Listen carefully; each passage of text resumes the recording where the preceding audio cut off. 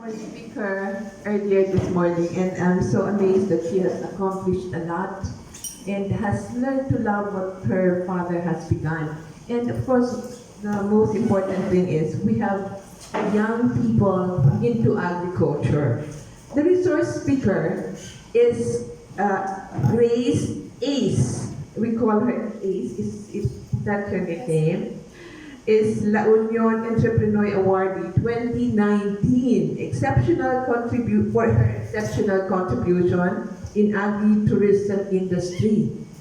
And she's president of the Regional Farm Tourism Association in Region 1, president Buang Grape Growers and Farm Tourism Association. She was also mentee of Go Negosyo Kapatid Mentor Me program, a member of Nueva Ecija Convention and Tourism Association, proprietor Lomboy Farms Resort, and franchisee Philippine 7 Corporation, incorporator Lomboy Ventures and Holdings Corporation, member CPA Australia, member Philippine Institute of Certified Public Accountants, Business Administration and Accountancy graduate of UP Diliman, and she holds a BS Agriculture, major in horticulture in the MSU Open University. I'm so happy to have her today. When I spoke to her, I really want to know how she has grown to love what she does today. And I would like her to also serve as an inspiration to the younger people we have here, because she's starting something very novel. And I'd like you to present Miss Gracia C. Lomboy, Ace from La Union. Thank you so much, Agyamanak. Thank you. Good morning, everyone. I'm Gracia Lomboy. So, just like Joey, 2 years ago, I was scrolling day and night in a corporate job. So, 2 years today, I'm very happy with what I do. I'm currently the proprietor of Lomboy Farms, the pioneer in Philippine vineyards. So, how did I come to get this job? Actually, it was my dad, Mr. Lomboy, who started this industry. So, young as I was, 3 years old, he started bringing me to the vineyard. So, I was really brought up in a vineyard in a farm setting, helping out after school work. During summer, no pay, under the sun. So eventually, when I got to college, I took a leave, of course, and it was just recently, because my dad was also growing old, holding a corporate job from 8 to 12, and going every weekend back to La Union took a toll on my health. So I took a decision to resign. I was with Accenture formerly, and then helped my father full-time with the business. So luckily, I was there for 1 year at least before he passed away last year. So many questions we usually get from visitors visiting us in La Union. How did grapes actually started? So I'll be discussing that and how it came to be that La Union is now one of the top tourist destination for agritourism. And then also a bit on the side, what have we done actually to help the community in La Union? Basics of tropical viticulture to those who are interested to venture into this agribusiness, and what are current challenges and outlook for this industry. So based on the data we've got from the Department of Agriculture Economics back then, this was from the Department of Agricultural Archives. The earliest data recorded was that there were already grapes as early as 1953. But as to the origin, no one was certain. But perhaps some of the inferences were they were brought in by the Spaniards during the barter day galleon trade. So, and they called them uvas. The cultivar that is actually grown in the Philippines is coming from the Vitis vinifera, because there are some cultivars, Vitis rubusca, so on. This is the one most adapted to tropical climate. So it's not surprising that given they were brought in by the Spaniards, some of the earliest grape growing regions in the country were concentrated in Cebu, the Ilocos region, which are known to be, Spanish colonies at that time. So if you look at the numbers back then, during 1972, La Union here, its share was actually a negligible 0.2%. So there weren't very many grapes in that region.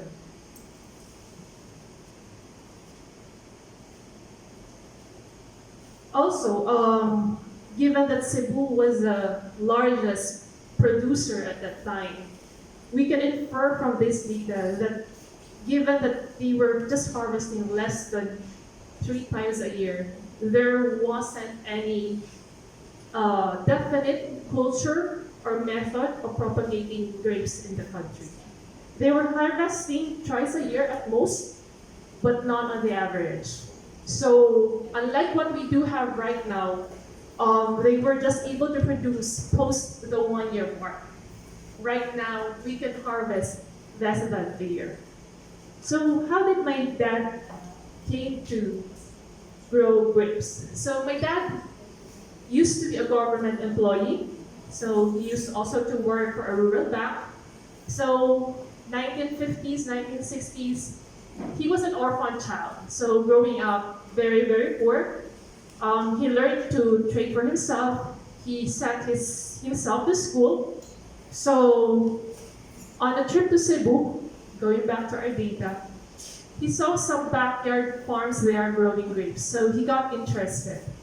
So he brought back about 20 cuttings back to La Union, and he started experimenting on the proper culture. There weren't any encyclopedia, no Google at that time, so it was very hard for him. It took him 2 years actually to know the proper culture that is now adopted and implemented by grape growers locally.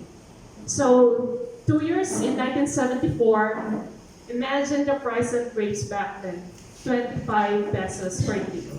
So I think they were able to harvest just about 5 kilos at that time.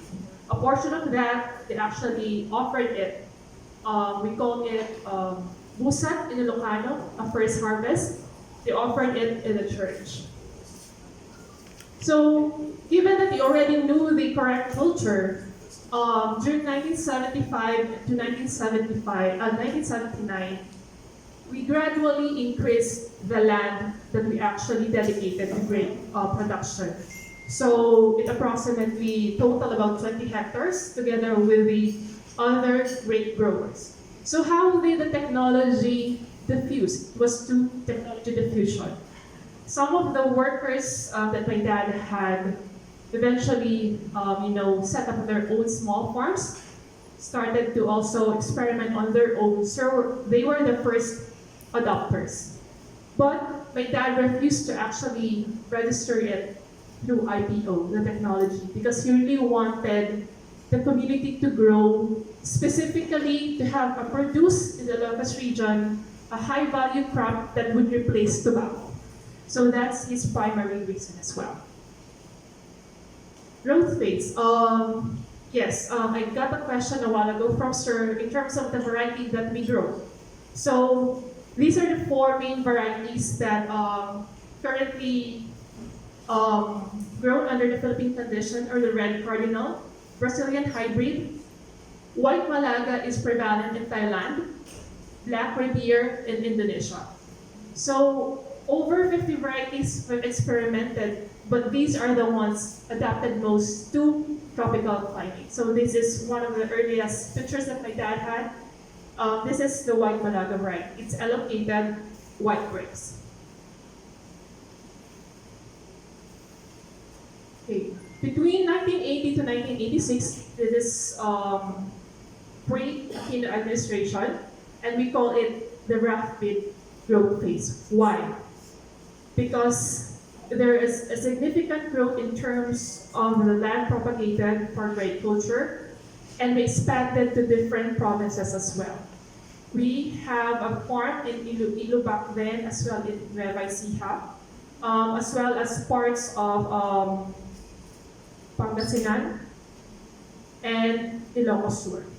So Who are these secondary adopters? As I mentioned a while ago, my dad employed some farm hands. Though these are the families right now who are actually dominating the agritourism in La Union. So they are the secondary adopters. They actually planted grapes 10 to 15 years after we first planted in 1972. Grapes. We used to market most of our grapes in Divisoria. So especially during Christmas season, about 90 to 95% of our produce are sold in Divisoria. So the grapes prices are now currently increased to 62 to 80 per kilo. And at that time, we can harvest actually 2 tons a day. Per hectare? Is that per what? Per day, sir. So because we acre. have, yes, because we have 50 hectares in total. So there was a time during the Christmas season for 10 days, we were harvesting 2,000 kilos per day, bringing it to the store. Per acre, per hectare? Per hectare. Per hectare. Per 2 hectare. tons a day. Tons a day. And this is actually distributed among several areas, sir. And how many days would that be? About 10 days, until New Year. So 3 times a year. So you're talking 30 days a year. No, sir, I'll discuss that later. Sorry. Let's go back. Okay. So that's why my dad was tagged as Buang's great king. Peak period. In continuation, people started to got curious about grapes. So most of the early visitors that we have were from government agencies, specifically from the Department of Agriculture. And they started coming to our farm. There wasn't any specific formal term for agritourism back then, the pick and pay, but they were already requesting to pick the grapes themselves. So that's how it started as early as the 1986. Movies were shot there, so people started coming in, and we have, I think, the late Garcia here. So they got curious until the change in government during the Aquino administration. So she personally visited my dad twice to talk about the impending repercussions of the signing of the WTO agreement. So from the 50 hectares that we previously had, at the end of this period, we died down. And the total land area of those growers at that time were reduced to about 5 hectares. So we, at that time, had to let go about 100 plus grower families working for us. So there weren't any safety nets. So most of them shifted back to tobacco or palay production. Us, for ourselves, we shifted to guapple production, which what you saw at the back, it's a big fruit. But the impact was so sudden that most of these families were actually displaced. So some of them went back to probably Pangasinan, Lomos Norte, or because some of our workers are from Masbate or Iloilo, we have to send them back. Plateau period. This is after the signing of the WTO. It became a subsistence farming for those growers that have remained in integrated production. So nonetheless, we still increase our efforts in terms of media coverage to actually maintain the awareness of the Filipinos. There is still a great industry. So before I go to into agritourism, so what's tropical viticulture? How is it different from viticulture in temperate countries, which we all know about? So the technology developed by my father is actually a quadrilateral type of training. It's an arbor type, meaning it's overhead. It has 4 arms. It's very different to what we see probably in India. It's cordon type, meaning mas mababa po siya. And then, given our favorable climate in the Philippines, we can harvest before 1 year because we do the pruning after 7 months. And the cycle is that we prune every 4 months thereafter. That's why we can harvest 3 seasons in a year. The lifespan of each vine can actually last up to 15 years, with the peak years actually from the 7th to 9th years. So during that time, per season, you can actually harvest 10 kilos per vine. Given that per hectare, we have 2,500 vines, you can actually do the math. Right now, the price of grapes in La Union for agritourism is at 350 Per kilo, sir. kilo. Compared to imported. Imported right now is about 250 to 300, but our proposition is you get to experience picking your own grapes. And we don't use any chemicals to actually preserve our grapes. So that's why when you actually leave it on the table for 1 week, it will spoil easily.